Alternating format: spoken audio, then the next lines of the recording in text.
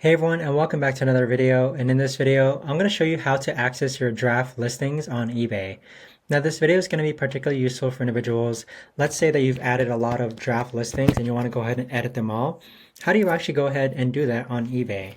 Now this video is going to be short, sweet, and simple, guys. There's not going to be a lot of steps involved. Now, the way to actually do this is first you're going to go into sell, and then once you're on this page here, you want to toggle to where it says listings, and then you want to scroll down to where it says drafts.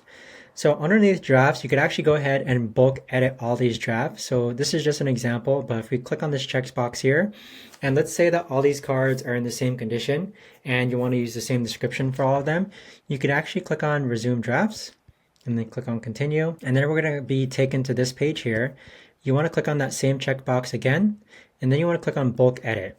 So here is where we could actually change the item description. So maybe we want to change it to, let's say, near mint, and then click on apply. And then let's say that they're all near mint, so we want to change the condition. So if we scroll down, click on condition, we can say change to, and then condition type, we can do ungraded. And then for card condition, we can do near mint or better, and then click on apply. But that right there, guys, is the best and easiest way that I know of to actually go ahead and access your drafts on eBay.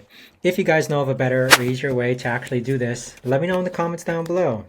I would love to know. Thanks so much for watching, everyone, and I'll see you guys all in the next video.